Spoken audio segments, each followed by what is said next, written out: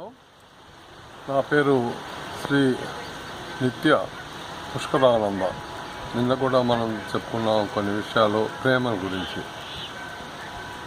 ప్రేమ అంటే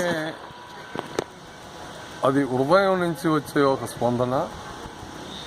అది ప్రతి ఒక్కరూ అనుభవించాలి. ప్రేమ అనేది ప్రేమలో ఉన్నప్పుడు మనం వర్తమానంలో ఉంటాము, ఈ క్షణంలో ఉంటాము. ప్రేమించినప్పుడు మనం వినటానికి మన మనసు కూడా ఎదుటి వారు చెప్పే మాటలు వినటానికి వింటూ ఉంటాము, వాటిని గురించి తెలుసుకుంటూ ఉంటాము.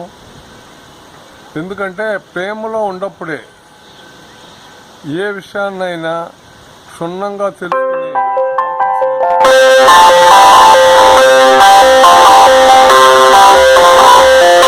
అయితే మనం ప్రేమను ఇతరులకు ఇస్తూ ఉంటామో అలాగనే మనలోని శక్తి కూడా ఇస్తూ ఉంటాం. మనకు తెలియకుండానే అనంతమైన శక్తి పుడుతూ ఉంది.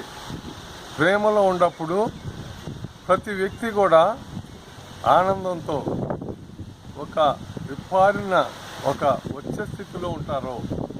వాళ్ళ ముఖంలో ఎప్పుడు కళగా ఉంటుంది. వాళ్ళు మాట్లాడే మాటలో కూడా తీయదనం ఉంటుంది.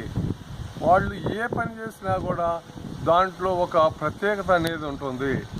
ఎందుకంటే వాళ్ళు పూర్తిగా ప్రేమలో జీవిస్తున్నారు, ప్రేమను సృష్టిస్తున్నారు, ప్రేమను పంచుతున్నారు. ఆ ప్రేమను పంచటమే అతి ముఖ్యమైనది. అది అందరూ చేయొచ్చు, కానీ ఎప్పుడైతే ప్రేమ అనేది ఇతరుల్ని కలుపుతూ ఉంటుంది, ప్రపంచాన్ని కలుపుతూ ఉంటుంది, అందరినీ కలుపుతూ ఉంటుంది, అన్నిటిలోనూ ప్రేమను చూడగలిగేటప్పుడు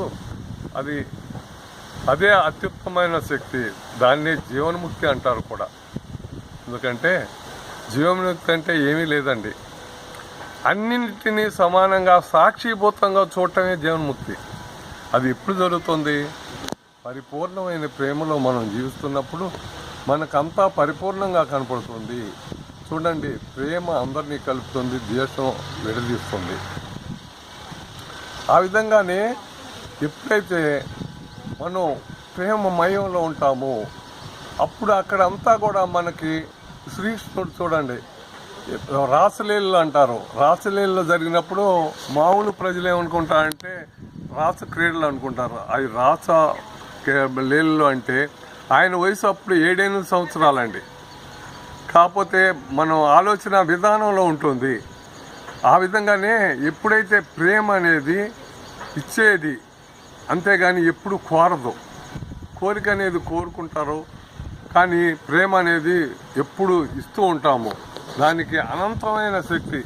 ఎంత ఇస్తే అంత పెరుగుతుంది.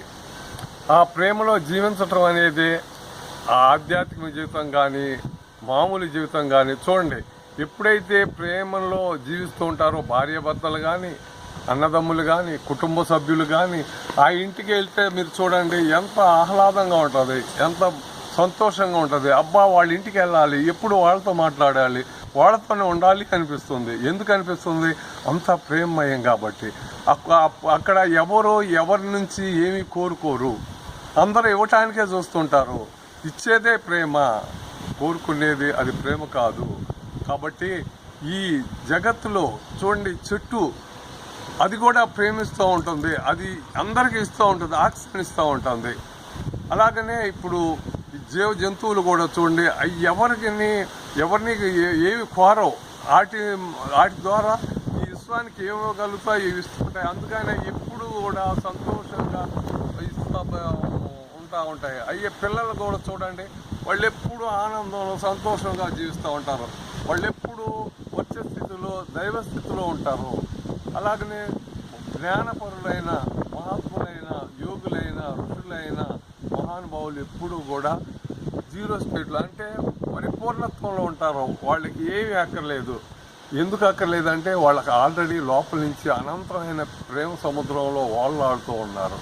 ఇంకా అంతకంటే ఏం కావాలండి? ఈ ప్రపంచంలో ఉండేది అన్నిటికంటే విలువైంది మనకు కనపడింది, మనం తెలుసుకోలేంది, కానీ మనం అనుభవిస్తోంది, మన అందరినీ కట్టేసింది ఏమిటయ్యా అంటే అది ప్రేమ. అలాంటి ప్రేమను పొందటం, ఆ ప్రేమలో జీవించటం, ఆ ప్రేమను పంచటం అనేది మహా అద్భుతమైన కార్యక్రమం అన్నమాట. ఆ అద్భుతమైన కార్యక్రమం ఎవరు చేయగలుగుతారో అద్భుతమైన ప్రజలు చేయగలుగుతారు. ఆ అద్భుతమైన ప్రజల్లో మనం జీవించటమే అద్భుతమైన జీవితం. ఇంకా అంతకంటే ఏం కావాలండి? అదే జీవన్ముక్తి అంటే, వేరే ఏమి కాదు. జై నిత్యానందం.